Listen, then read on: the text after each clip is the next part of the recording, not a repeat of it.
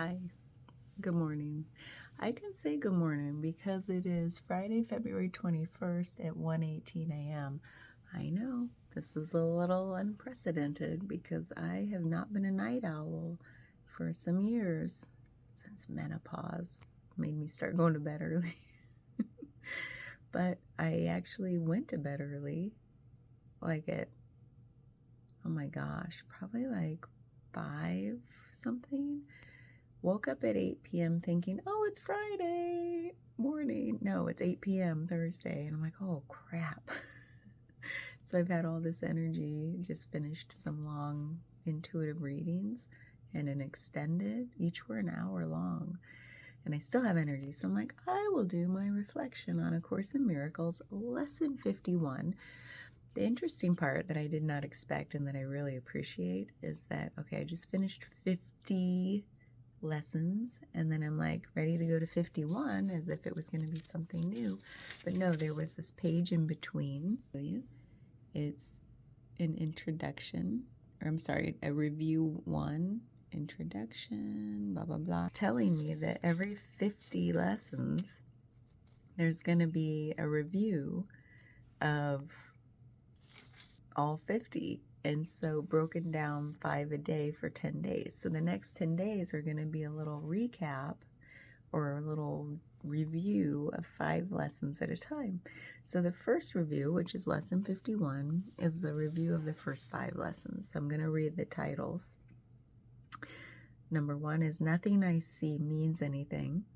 Number 2 is I have given what I see all the meaning it has for me. Lesson 3 is I do not understand anything I see. Number 4 is these thoughts do not mean anything. And number 5, I am never upset for the reason I think. So I remember reflecting on each of these. They were pretty impactful because they were the first lessons of the book when I was new to the book. And it's all about like realizing, like recognizing that my thoughts have been the source of pretty much everything, all the not good feelings in my life. And it's so true. And it's like nothing, like looking out to say nothing I see means anything. There's not like inherent meaning in anything in my awareness. Everything that has meaning is because I put it there. I infused these things with meaning. If I just look at the thing stripped of all meaning, you just recognize the isness of everything. It's just existing, kind of spontaneously. Like it's just there in this moment. It doesn't have a history. It doesn't maybe even have a future. It's just existing. And so I love that form of really meditation where you're just like,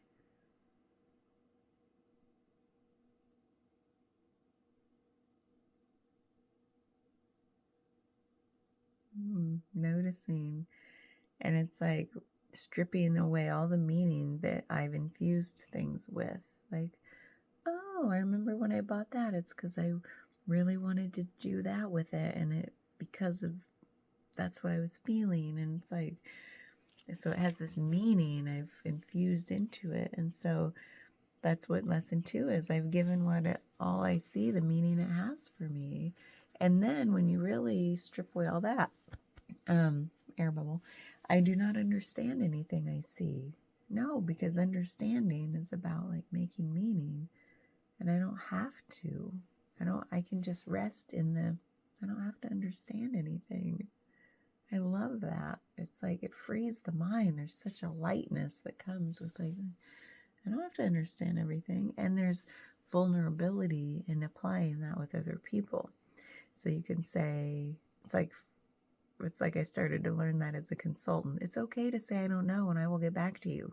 You're not expected to have all the answers. What people appreciate is your honesty in saying, you know what? I don't know, but I'm curious and I'm going to find out and we're going to have a good conversation about it once I come back with some stuff. And people appreciate that. It's so obvious now, but that's kind of what I feel with like, it's okay to say I don't understand anything I see. There's vulnerability in that and people appreciate it.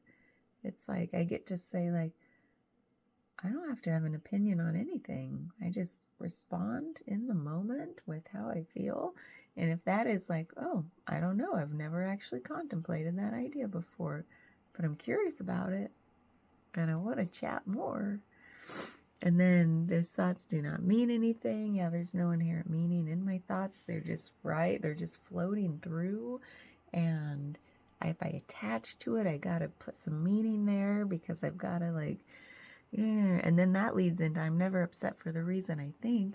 I'm only upset because I've made all things my enemies, it says, so that my anger is justified and my attacks are warranted. And so it's like I'm never upset for the reason I think. I'm just justifying everything, just like staking claim and having attachments and it's like, why? Why? Just let it go. Because you know what? Everybody just wants to let it go. Don't you want to be the one that lets it go for realsies? And it's like, we all just want to let it go. Attachment, and I know that's like a Buddhism thing, but I'm doing it purely from a sense of, non-attachment. Like, it's feels so good to just let go of attachment. Once I start feeling like I'm clinging to some idea, or like, oh, something's got to be this way, or something's got to feel this way, or like trying to read into something a little deeply, like that's not a message from my intuition or higher self, but it's like making meaning, then it's like, whoa, let go, detach from that. You're making things too hard. Like, there can be such an easiness to life when we stop attaching and making meaning. And I love that that's what I took from these first 5 lessons. And I love the chance to review them. I'm so grateful that they built that in. Like, the next 10 lessons are about review so they can become more ingrained, so I can remember 50 lessons ago what I reflected on, how it landed in me, and how it's maybe changing between then and now. And I still feel like, yeah, these are the lessons I learned, and they've just gotten a little deeper with all the other practice since the 45 lessons that came after it. It's just like there's so much freedom and coming into presence, constantly just being present, being present, being present, because all we have is now. Okay, well, that's it, apparently. I love that I pulled out my bookmark and it reminds me, like, awakening from the dream of separation. I love that phrase. I feel like these first 5 lessons are about thoughts are like the barriers. That's what keeps us separated from ourselves, keeps us separated from other people. It's like our thoughts are just devices of separation. And I'm been awakening from that, and I'm going to keep awakening from the dream of separation, because separation is a dream. Underneath it all, we are one. We are unity consciousness. We are one. And so I want to keep awakening from that illusion, that dream that we're all separated, because we're not. You are me, and I am you, and we are we. And we are beautiful when we are one. That's it.